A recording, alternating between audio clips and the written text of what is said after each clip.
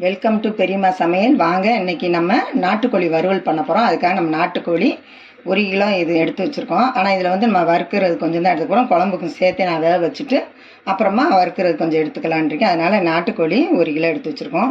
அதுக்கு வந்து தாளிக்கு வதக்கி விடுறதுக்காக சின்ன வெங்காயம் ஒரு 10 வெங்காயத்துக்கு இப்படி இடித்து வச்சுருக்கேன். இஞ்சி பூண்டு பேஸ்ட்டு ஒரு 2 ஸ்பூன் அளவுக்கு இடித்து வச்சுருக்கோம். கொஞ்சம் பெருஞ்சீரகம் போட்டு இப்போ நம்ம அந்த கறியை வதக்கி குக்கரில் வேக விட்டுக்கலாம். அதுக்கு வந்து நல்லெண்ணெய் விட்டுக்கிடலாம்.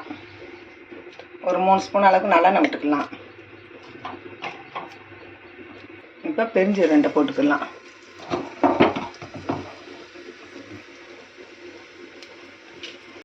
வச்சு இதுலேயே நம்ம சின்ன வெங்காயமும் இஞ்சி பூண்டையும் ஒன்றாவே சேர்த்துக்கலாம்.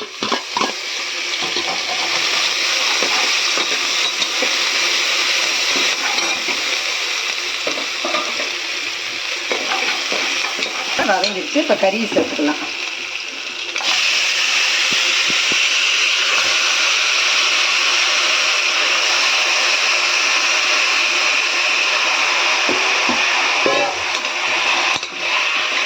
ஏன்னா வறுக்கிறதுக்கு சேர்த்து நான் வேக வச்சு கொஞ்சம் எடுத்துக்கிடுவேன். குழம்பு ஏன்னா எல்லாத்தையும் குழம்பும் கறியும் வச்சோம்னா நல்லாயிருக்கும். அதனால தான் பாதி வறுத்துட்டு பாதி குழம்பு. உப்பு சேர்த்துக்கிடலாம். மஞ்சத்தூள் கொஞ்சம் சேர்த்துக்கிடலாம்.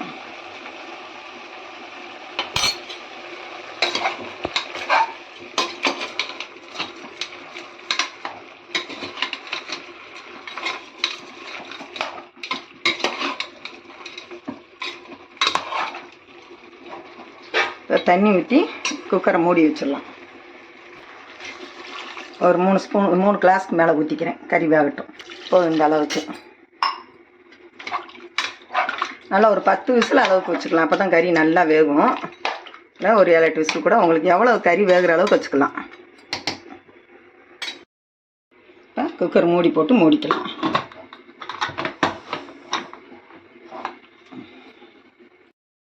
இப்போ கறி வெந்துருச்சு. நான் எடுத்து வச்சுட்டேன். ஒரு 250 கிராமுக்கு எடுத்து வச்சு மீதி குழம்பு வச்சாச்சு. அதனால் இப்போ வறுக்கிறதுக்கு என்னென்ன தேவைன்னு பார்த்துக்கலாம். மல்லி 1 ஸ்பூனு, மிளகு 1 ஸ்பூனு, ஜீரகம் 1/2 ஸ்பூனு, பெருஞ்சீரகம் 1/2 ஸ்பூனு, 2 ஏலக்காய், இந்த மாதிரி பட்டையில் ஒரு 2 பீஸு, 4 கிராம்பில் 4 எடுத்து வச்சுருக்கோம். ஏலக்காய் 2. இப்போ வறுத்துக்கிடுவோம்.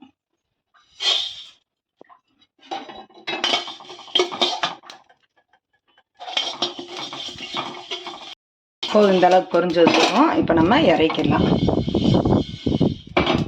நல்லா பொரிஞ்சிருச்சு. இப்போ இதில் வந்து நல்லெண்ணெய் ஊற்றிக்கலாம். இப்போ நாட்டுக்கோழி வறுவல் பண்ணுறதுக்கு நல்லெண்ணெய் சேர்த்துக்கலாம். ஒரு 3 ஸ்பூன் அளவு போதும்.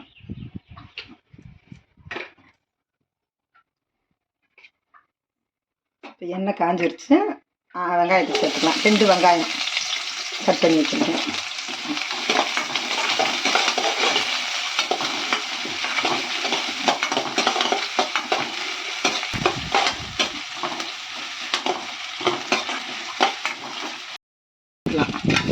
ஒரு ஸ்பூன் அளவுக்கு இஞ்சி பூண்டு. நம்ம கறி நெய் வேக வச்சுருக்கோம். அதனால் இப்போ வந்து இதுக்கு ஒரே 1 ஸ்பூன்.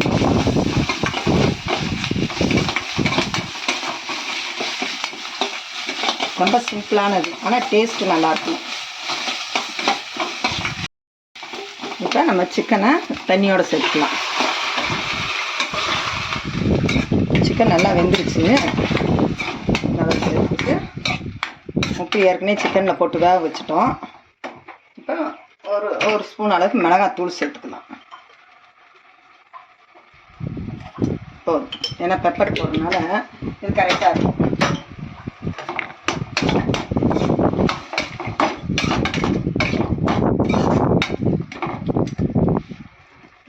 அலசி விட்டுக்கலாம்.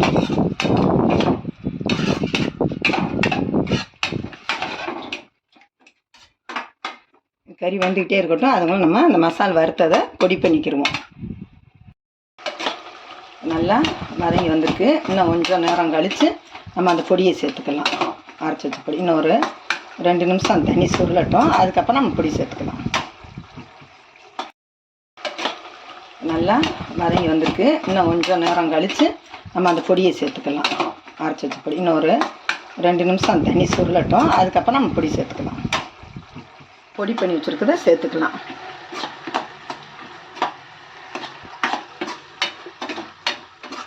இந்த மாதிரி வறுத்து பண்ணும்போது அந்த நாட்டுக்கோழிக்கு அவ்வளோ ஒரு டேஸ்ட்டாக இருக்கும்.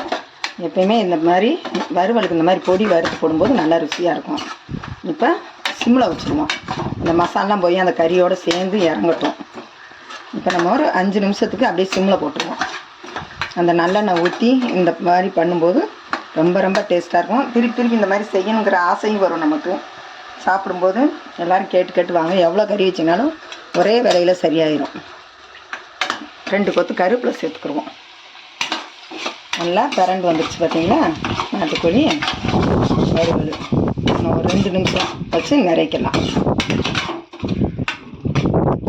வாசனை சூப்பராக இருக்கும். இப்போ நல்லா வெந்துருச்சு. நம்ம இறக்கலாம். அடுப்பு இறங்கி ஸ்டவ் ஆஃப் பண்ணிக்கலாம். நாட்டுக்கோழி வறுவல் ரெடி. நாட்டுக்கோழி வறுவல் ரெடி. இந்த வீடியோவுக்கு ஒரு லைக் போட்டுருங்க. பெரியம்மா சமையலுக்கு ஒரு சப்ஸ்கிரைப் பண்ணிடுங்க.